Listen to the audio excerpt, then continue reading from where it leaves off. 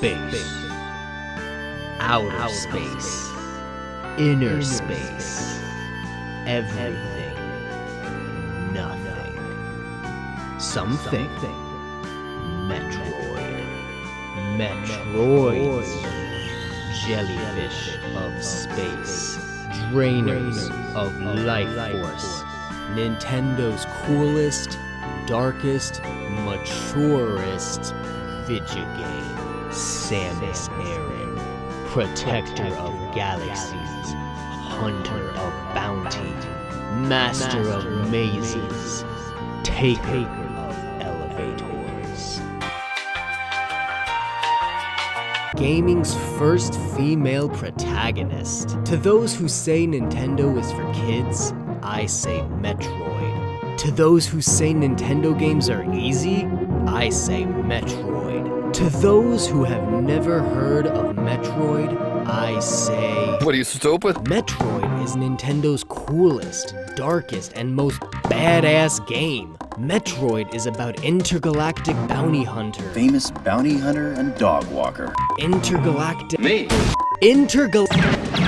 Intergalactic bounty hunter Samus Aran, who combats the malevolent space pirates and their goal to weaponize the dangerous eponymous creatures. Metroid is the pioneer in an entire genre considered a masterclass in game design. Metroid is Metroid! Saying his name over and over again is not gonna help me. Unfortunately, Metroid is also the victim of poor sales, which is probably why you never heard of it. I've got to buy. Despite the quality of the games and the reverb it sent through the industry, Metroid has consistently been one of Nintendo's least commercially viable products. Sometimes Nintendo seemed like the punk band of the industry, doing whatever it wants and saying fuck the trends, but at the same time, it's a multi-billion-dollar corporation that will smother its own children if they perform beneath their expectations. Talk to me when you doctor. If Nintendo was the Breakfast Club, Metroid would be that weird goth chick that everyone thought was a dude at first, but actually turns out to be the cool hot one. We were all hoping Samus Returns would reinvigorate the series the way Awakening did for Fire Emblem, but there have been a few Fire Emblems since and zero Metroids. So far, it's only shifted a few 100,000 copies or so. I've got to buy it. I've got to buy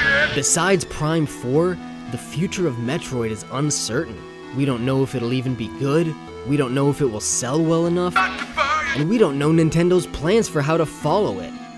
Well, it'll probably be good, and it'll probably sell alright, and they'll probably do something else after another 7 years.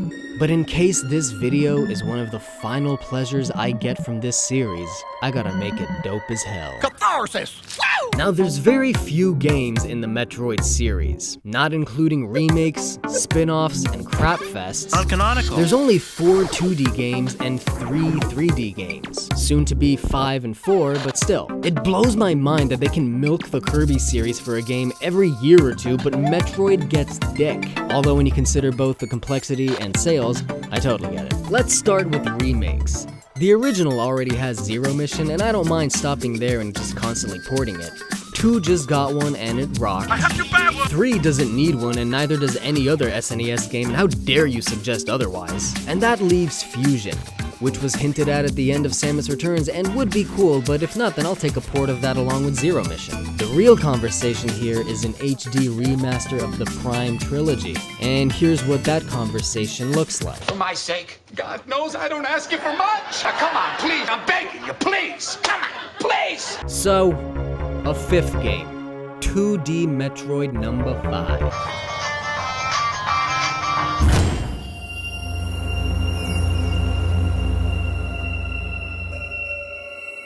I wish I could relive watching this for the first time.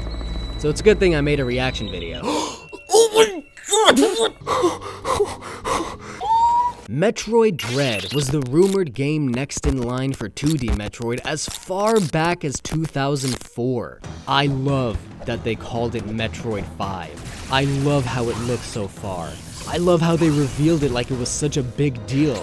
And even though I do not love that it took nearly 20 years, I love that the reason that it was shelved for so long was that because they wanted to stick to their original vision and make the game and tell the story they always wanted to the point that it never even lost its subtitle.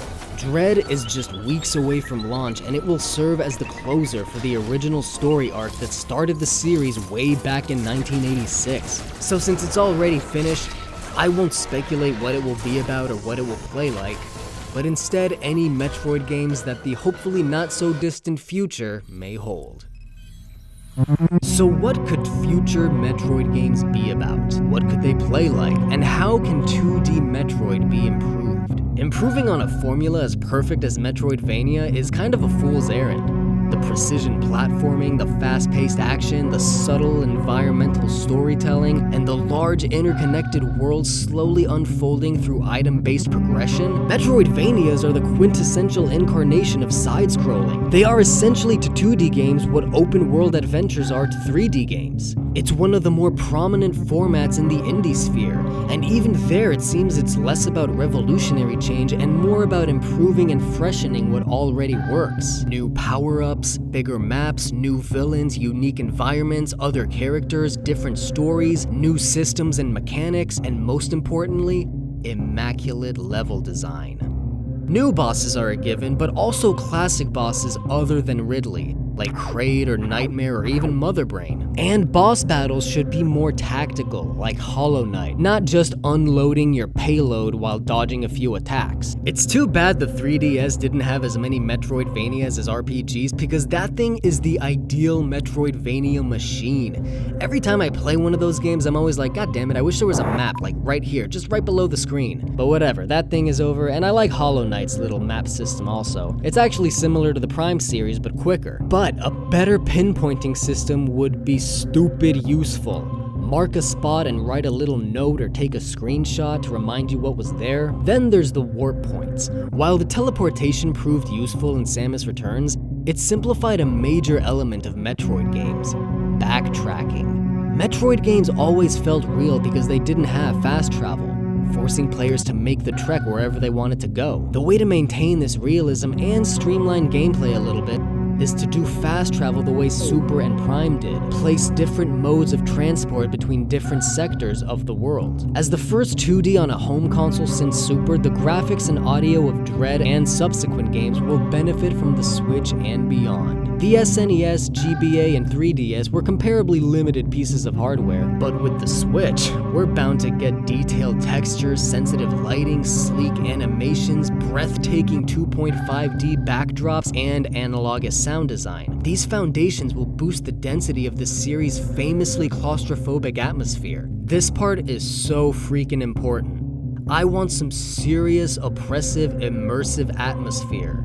Metroid is the original master of mood. Fortunately, Dread looks beautiful. Finally, there's the story issue. Dread is said to be the closer for the story arc started by the original game, and that is a heavy statement. Imagine if Aonuma came out and said that a Zelda game would be the last title in the story arc started by the original.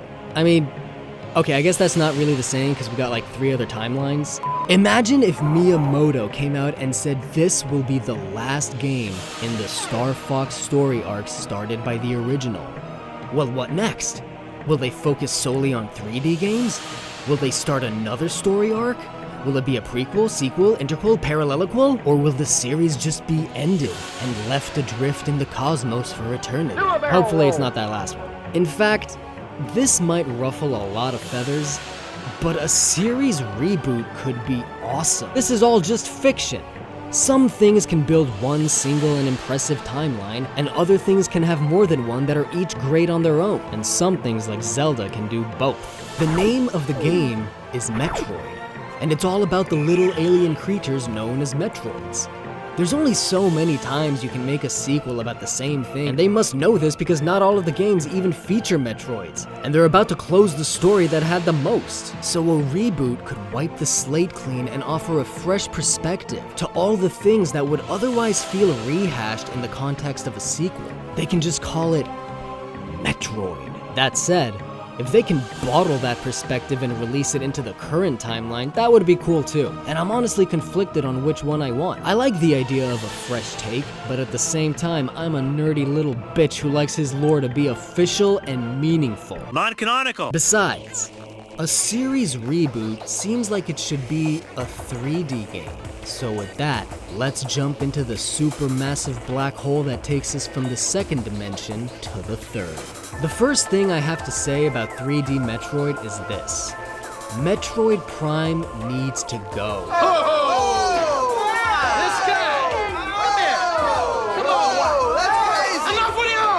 I didn't say 3D Metroid needs to go, just Prime. Going? Metroid Prime was the name of a Phazon drunk Metroid from the first game. It didn't appear in Echoes unless you count the fact that Dark Samus rose from the afterbirth or whatever. It had even less of a role in Corruption, and I'm betting it won't be reprised in 4. It would be dumb to name a bunch of games after a character that no longer has much to do with them. Trilogies are awesome, and that's what I thought Metroid Prime should be. 3D Metroid can still go on, and here's what I have in mind. Where? It's almost unfathomable how good 3D Metroid is. It takes everything about Metroidvanias and fluently translates them. Well, almost everything. 2D Metroid always had something the Prime games didn't. Speed. Samus is known for her agility, fluidity, and all those crazy, graceful acrobatics that made Lara Croft look like... Okay, she's still awesome, not even Samus can change that. These elements are completely absent from 3D Metroid. It even redacts moves like the space jump and the screw attack. Speed doesn't always translate well from 2D to 3D, but sometimes it does. I know one is a side-scrolling platformer and the other is a first-person shooter, but there are moments in Prime where Samus just doesn't feel like Samus. This is why they should do something I totally want regardless. A third-person option. They already made this compromise for the Morph Ball, so why stop there? Switching between first and third person is becoming commonplace, and in Metroid it would be perfect. We can still be immersed within her gadget-laced helmet, but we can also move faster, witness her acrobatics, bring back lost abilities, and most excitingly, have a reason to shed the exoskeleton and play some Zero Suit style. Sometimes I honestly forget there's a person inside all that metal, and it would be nice to get a little closer to this aloof, brooding, mysterious character. Also, platforming in first person is often jittery because you can't tell where your feet are about to land, but a third-person view could bring back some of that precision platforming. Another beef I got is with some peculiar control scheme decisions. Metroid could really take some pointers from the other FPSs. I play the GameCube versions, and what's with that hold R to stand still and aim nonsense? You had a C stick right there, and A to shoot? What is this, Mega Man? Okay, actually they did need 2 single control parts to recognize 4 different inputs for the visors and the beams, but the Switch features all the necessities for a modern control scheme. You can tap the right bumpers for regular missiles and bombs, and hold them for super missiles and power bombs. And think of the D-pad being used like Breath of the Wild, but without the time stopping. So, like The Last of Us. So it's got a bit more of a survival element. Voice acting. Some NPCs, some cutscenes. Imagine finding a body like in Prime 2 and checking their voice log to hear their research and even the moment they got attacked. And as long as she's still voiced by the almighty Jennifer Hale, or someone else that's really good, I'd love for Samus to not be yet another one of Nintendo's silent protagonists, even though in this case it does kind of fit her stoic personality. She can communicate with other characters, read the scanner entries aloud, and give a mission brief and mission complete speech. A multiplayer mode for a first-person shooter is a no-mother-brainer. It could increase sales, bolster Nintendo's adult-friendlier image, and also be super fun. Different colored Samus suits using all the beams and visors on a variety of maps containing power-ups like the missiles and the grapple beam. As long as it has zero effect on the main game, I'm down. Metroid Prime 3D Metroid is one of the few single-player focused action-adventure stylized games in the FPS sphere. And I feel safe assuming that no Metroid fan wants to compromise even a fraction of that for yet another multiplayer mode pressured to exist by the mere fact that online gaming is popular. So, third-person view, smoother controls. The third thing is really the main thing. Those first two are just enhancements. This is my vision for a big Metroid adventure. An entire solar system to explore. A massive star visible from nearly every exterior. Planets aren't fully explorable, but rather certain regions serve as self-contained Metroidvania-style worlds, with varying amounts and types of areas. They can each have their own day-night cycles, they can each be different, like a ball of natural resources in uncharted wasteland, and maybe even a planet with some actual life and civilization on it for a change. Other obstacles like asteroid belts and gas clouds, other points of interest like space stations and moons, and best of all, you can travel the inconceivable distances of space in relative good time with Samus's gunship. Who hasn't ever wanted to fucking fly this thing? They can easily bottle the vastness of outer space the same way Wind Waker captures the feel of the open ocean. Imagine the dogfights in this thing. The only question, what solar system?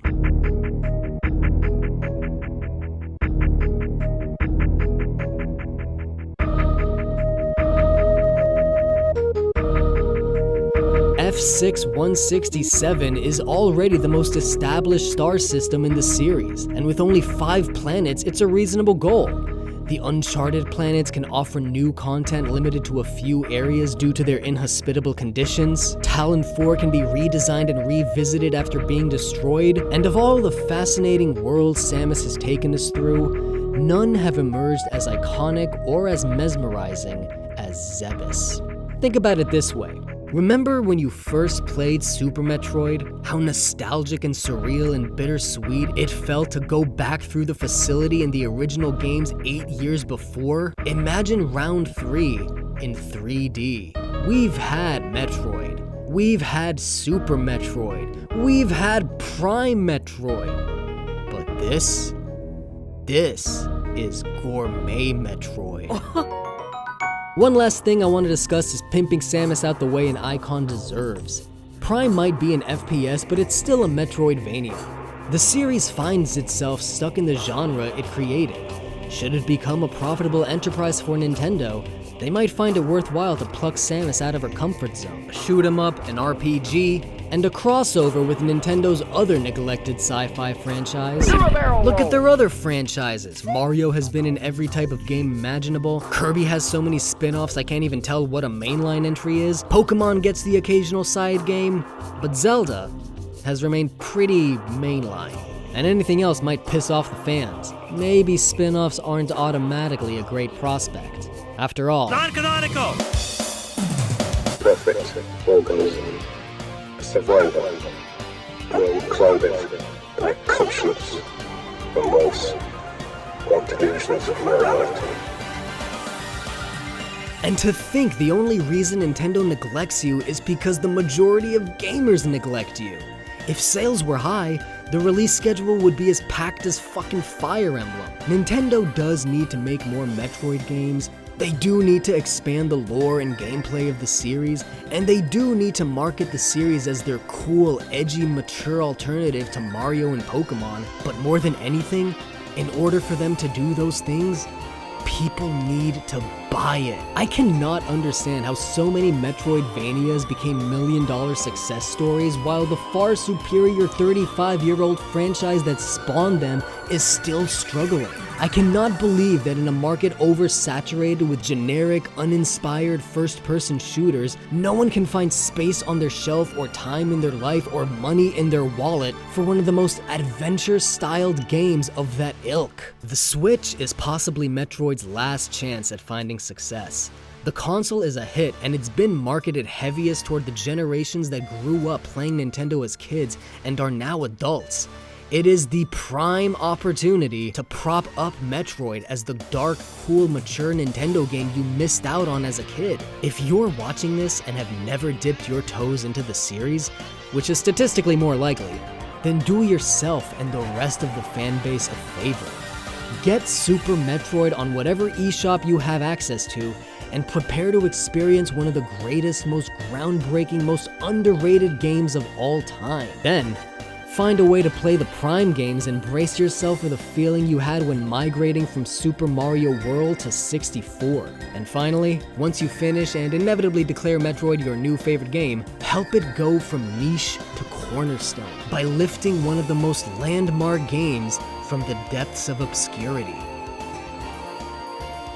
How, you ask? Oh, I think you know.